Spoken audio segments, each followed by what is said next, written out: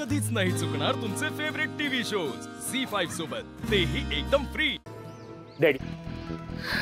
Daddy तुम्ही फक्त आदेश द्या, तो सूर्य उद्याचा सूर्य बघणार नाही।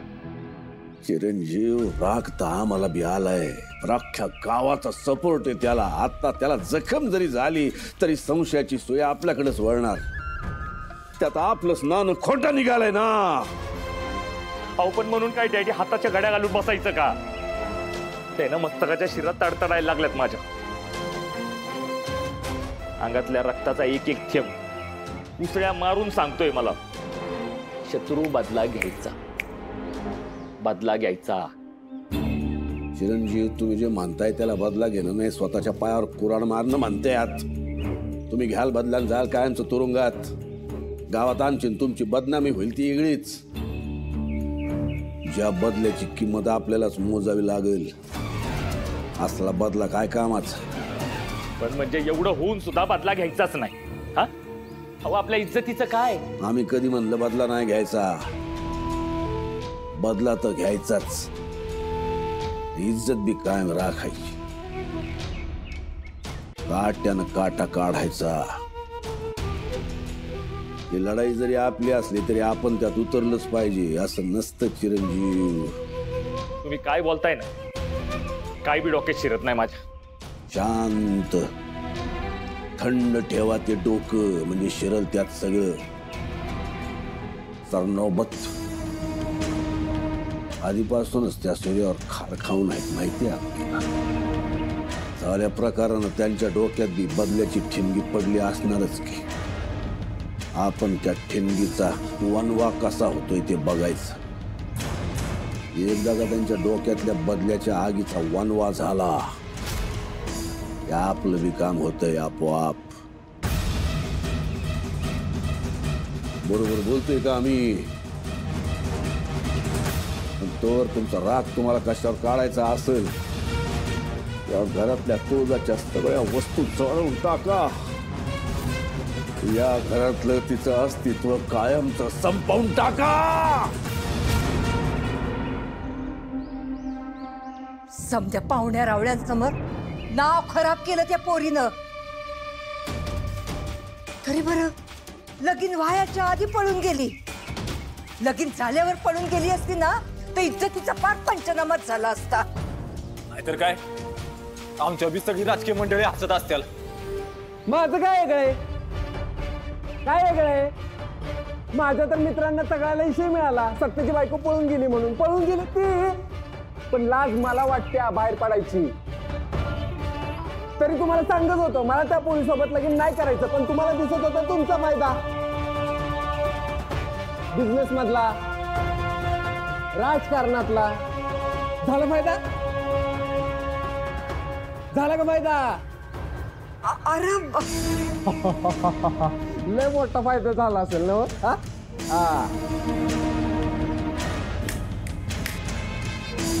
आता या सगळ्याचा बदला मी घेणार आहे, आणि तुम्ही अजिबात मध्ये पडायचं। तुम्ही मध्ये पडायचा प्रयत्न जरी केला ना तरी तुम्ही आहे आणि मी।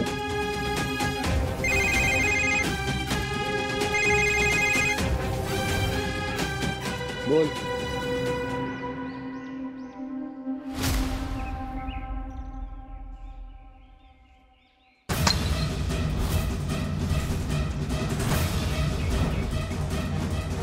आता समजा जगाला आग लावणार आहे मी। सत्या काय झालं? आपण हॉल मधलं बाहेर पडल्यानंतर डॅडींनी सूर्य आणि तुळजाचं लगीन लावून दिलंय।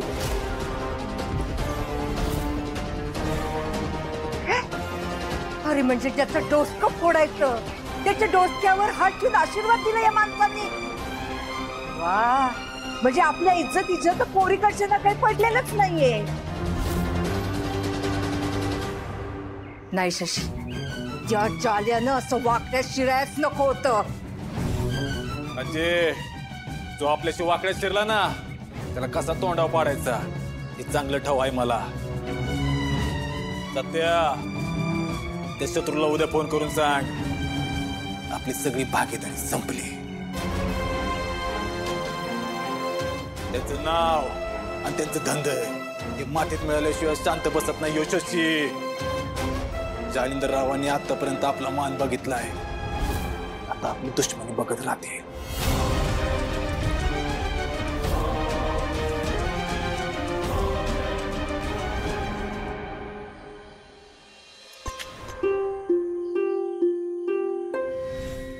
मी नवरा म्हणून तुझा विचारही करू शकत नाही सूर्या.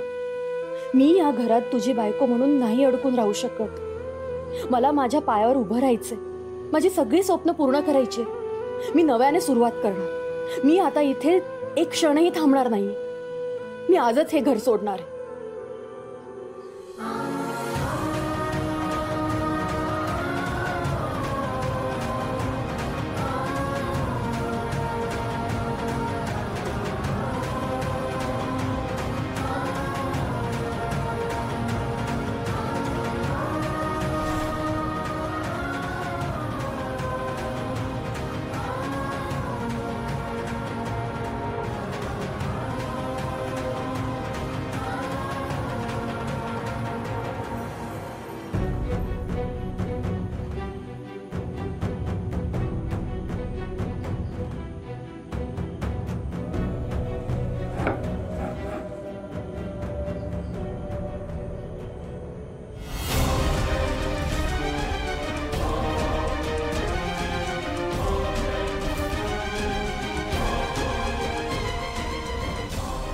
तुळजा, तू निघून चाललीस? आणि काय करू इथे राहून? मला या घरची सून म्हणून यायचं नव्हतं सूर्या. आणि तू काय केलंस? तू माझ्याशीच लग्न केलं. नको चिडूस. मी तुला सगळं समजावून सांगतो, पण इथं नको. कारण सगळे झोपलेत. चल.